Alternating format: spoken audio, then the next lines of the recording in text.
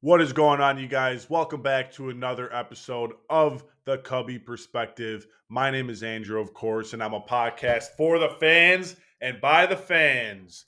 I'm very, very excited to do this video today, not only because am I getting better at this editing, I'm just having a blast while filming these videos for you guys. And I hope you guys are enjoying the content that I'm dishing out to you guys. That would mean the world to me. So if you do like the content you are seeing, please give this video a thumbs up. Please subscribe as well as comment down below what you guys like about this. But with that being said, let's move forward with the video. The Cubs and Dodgers today are going at it at Wrigley Field. Is it at Wrigley Field? I don't even know if it's at Wrigley Field. Actually, I believe it's in LA, considering the game starts at 9:10. So I'm gonna retract that statement. Yeah, the Cubs are in LA today versus the Dodgers. Game starts at 9:10. Cubs are throwing out Matthew Boyd. Dodgers are throwing out Yoshinobu Yamamoto. Pretty solid pitching matchup today, in my opinion. Matthew Boyd is 1-0 on the year with a 0 ERA, 1.18 whip, 10 Ks, and one quality start. So Matthew Boyd has been pitching effectively. He has been hitting his spots. And yeah, let's hope that Matthew Boyd can continue this moving forward. I have no doubt in my mind that Matthew Boyd can go out there tonight and pitch a good game, considering, Matthew Boyd did start against Texas. He did start against San Diego. Those are two pretty damn good teams this year who are in first place in their respective divisions. Yes, the Dodgers are not even in first place. They're 10-4, and they're not even in first place. They're in second place. They're a half game out of first place. So Matthew Boyd has been having some success against good teams this year. I don't see why that would not translate into LA today, you know, on the mound, especially with Freddie Freeman out of the lineup. That really stretches out that Dodger lineup. If you have Otani, Freeman, Betts, then Teoscar, Will Smith, maybe Tommy Edman following afterwards. That is a pretty dominant lineup. But taking Freddie out of that lineup, it brings it more down to earth, really. So I think the Cubs are versing the Dodgers at the correct time because Freddie Freeman is injured. Obviously, you don't want to see a player on the league get hurt. That's bad for the game. But I'm not going to be. I'm not that mad at right now because the Cubs are not versing Freddie Freeman in this series, and that's going to pay dividends. I really feel as if it would. Even though I have Freddie Freeman on fantasy, and that kind of hurts. It's all about the Cubs. It's not about fantasy. It's all about the Cubs. We want the Cubs to win. We demand the Cubs win. All right. We demand a good team in Chicago year in and year out. We demand that Tom Ricketts extends Kyle Tucker immediately. That's what we demand. We demand good baseball here in Chicago. We're not the White Sox. We're not the Bulls. We're not owned by Jerry Reinsdorf. We're the Cubs. We spend money. We look good in our uniforms, and hell, we win games. That's what the Cubs do, all right? So buckle down, bear down, Cubby down. The Cubs are going to win this game, I promise you today. And just wait for my picks to click, all right? Wait for my picks to click and my score predictions at the end of this video. All right. Sorry about that rant. On the opposite side, we have Yoshinobu Yamamoto. 1-1 on the year, a 1.69 ERA, 19 Ks, 1.06 whip, and one quality start. So Yamamoto is having himself a good year as well. He is pitching deep into games, just like Matthew Boyd. And what Yamamoto is doing extremely well on, that's why you see such a low ERA from him, is that whip. That whip at 1.06, that's a very, very good whip. Yamamoto is not allowing runners on. He's inducing a lot of weak contact. He's not giving up the long ball. He's not walking batters. So Yamamoto is going out there and pitching very, very effectively against these teams. That's why you see him, having such a good year, right? And if the Cubs want to get to Yamamoto, I'm definitely not no baseball expert or whatnot. I'm not no hitting coach like Dustin Kelly or whatnot, but I would imagine the Cubs are going to have to pick a pitch out of his pitching sequence and ride with that pitch, right? He has too many lethal, combinations. He has too many lethal pitches to where he could beat you on a lot of pitches. So I think just to, dumb it down and make it easier for everyone, I think the correct move to go here is like, all right, sit on that fastball. If you want to hit that fastball, you sit on that fastball and you swing when he throws that fastball, right? And and then with his other pitches, you remain more, relaxed and more, back, and hopefully you can end up drawing a walk that way. But Yamamoto does such a good, effective job of throwing and locating all of his pitches that's kind of tough, right? So, like I said, I'm just if I were up there against a guy like Yamamoto, I would sit on one pitch and I would attack that pitch when I see it. That's how I think the Cubs are going to get to Yoshinobu Yamamoto, in my opinion. But yeah, the Cubs are in for a tough matchup this series. They're in for a very tough matchup. I don't know if I already discussed this, but I'm going to talk about it again because why not? But yeah, anytime you're throwing out Yamamoto, Roki Sasaki, as well as Tyler Glasnow in one series, that's pretty devastating to any team versing, right? That's three aces. That could easily be three aces on any team in this league. Maybe outside of a team like the Phillies with Zach Wheeler, and some other teams out there, but for the most part, any three of these people would be aces on any pitching staff in baseball, right? And the Cubs have to go up against three freaking aces, really, and it's quite sickening if you really think about it. And you want to know what's funny as well? Obviously, I talked about Freddie Freeman being hurt. Blake Snell's hurt.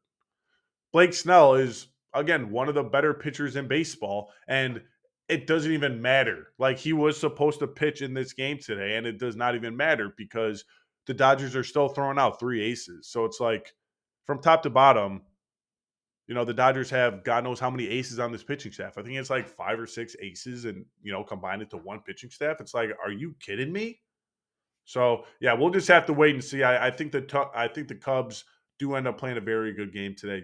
Anytime the Cubs have King Tucker, in the batter's box, that's going to make a lot of noise. Pitchers fear King Tucker, and rightfully so. King Tucker has not gone deep in a few games now, and he's due. And when Kyle Tucker's due, you watch the hell out. That's what you do. You back those outfielders up. You don't give Kyle Tucker pitches to hit. You make him chase outside of the strike zone, and if he does not chase, you give him his free base. That's the type of player Kyle Tucker is for the Chicago Cubs, and I can't believe he's not extended yet. With that being said, I woke up this morning and I did hear a report that the Cubs are actively trying to extend Kyle Tucker, and they have talked to his agent regarding that. So fingers crossed on that. Let's hope Kyle Tucker remains in Chicago. I don't care. Give him anything he wants. Give him anything he wants. The Cubs cannot afford to lose out on Kyle Tucker this year. That would be devastating. But back on topic with the Los Angeles Dodgers.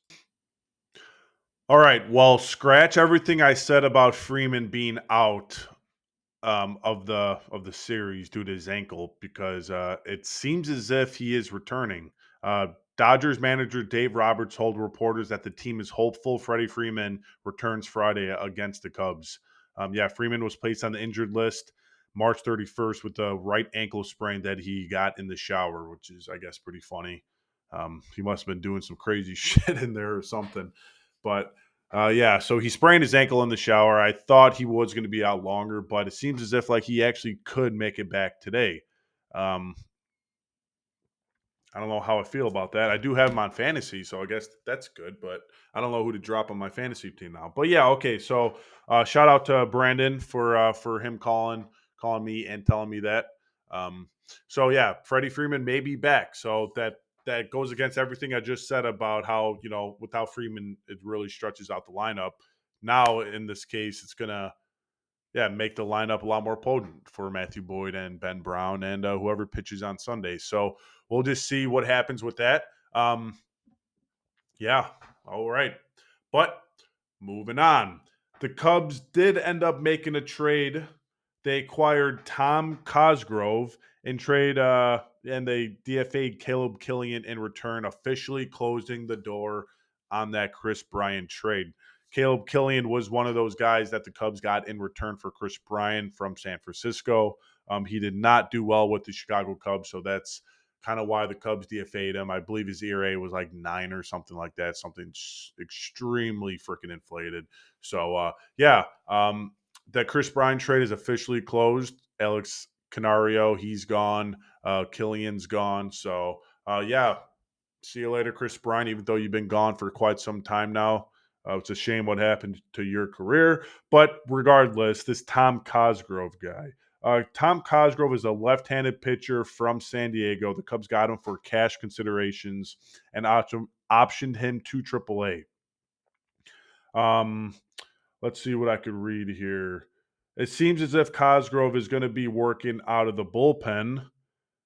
He is not doing well this year, but he was a solid reliever with San Diego just 2 seasons ago, posting a 1.75 ERA, a .97 WHIP in 51 innings. Right, that is just the type of person that Jed Hoyer loves for whatever reason. Instead of going out there and actually getting impact talent, Jed Hoyer goes out in the trade market, acquires a guy who has like a 14 ERA on the season, who hasn't pitched good in over a year, and hopes that he returns back to form, right? Um, far too many times Jed Hoyer tries to land those lightning in a bottle type of pitchers, and I just really find it really aggravating, quite frankly. Um, if you attempt that for one or two guys, maybe I could be like, makes sense. Hopefully this guy returns to form someday, and great. But that's not the case. Jed Hoyer just continues. Everyone he picks up for this damn bullpen is a lightning in the bottle case. Everyone he picks up is a lightning in the bottle, right? So it's like, what are we doing? What are we doing? Are we trying to build an actual good bullpen that could sustain an entire season and make a deep run in the playoffs, right? Or are we just gonna continue to trade for these washed up no name players? It's kind of aggravating. It's kind of aggravating, and I don't like it. Especially the fact that the Cubs traded Cody Bellinger. Oh yeah, we need to alleviate some of this salary dump, so we could go out there and we could keep dabbling back in the market, or and we could be below the tax threshold, and it still allows us to spend competitively. What did you do with that $27 million, Jed? What? What did you do with that 27 million? Huh? You did nothing with it. You did jack diddly squat. That's what you did. You did nothing. So now the trade ultimately ends up just being the Chicago Cubs give the New York Yankees Cody Bellinger.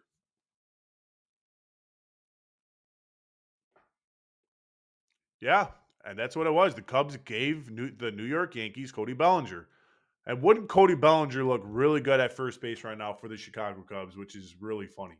Imagine if Cody Bellinger was our first baseman.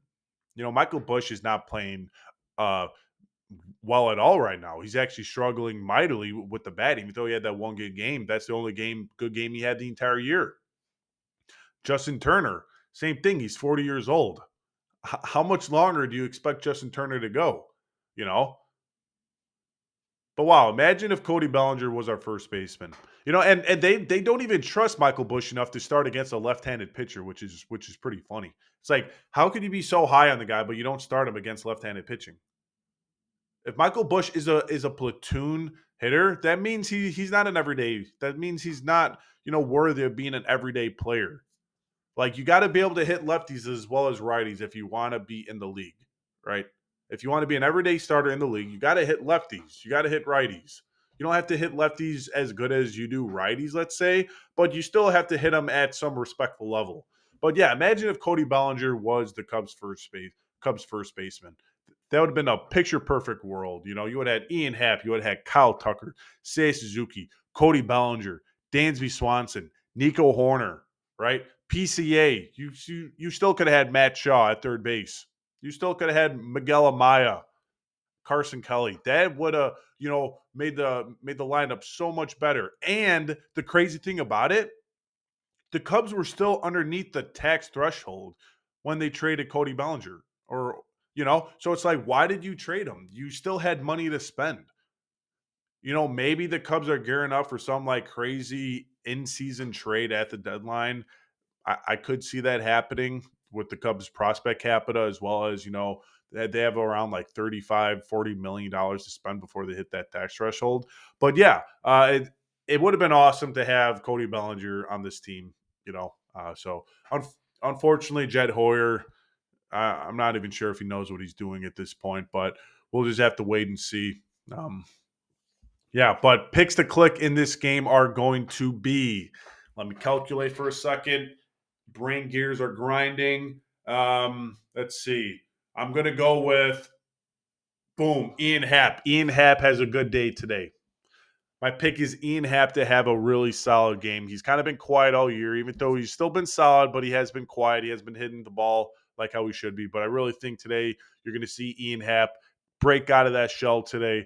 Name a better team to do it other than the Dodgers. Ian Happ's going to carry us to a victory today. I think Ian Happ, ropes a pair of doubles down the line. He drives in a few runs, a nice walk or two for Ian Happ. So he is my pick to click today. And my pick to click is going to be Kyle Tucker. Yeah, I did it. I'm sorry, Kyle Tucker. Kyle Tucker is going to have a great game today. He's due for a homer. I expect Kyle Tucker to take Yoshinobu Yamamoto deep today. All right, so score prediction for the game is going to be Cubs win Cubs win five. Cubs win 5-4. I think it's going to be an absolute nail biter. I think Ryan Presley is all going to give us some heart palpitations of what he does best, but I think he will hopefully close out the game at the end. So palpitations, Presley going on the bump. Um, in the ninth inning, I'm saying he walked the first two batters. Beautiful double play by Dansby and Nico Horner. Scooped out of the ground by Michael Busch, because we all know we don't trust Justin Turner after dropping that easy ball that cost us the game against San Diego.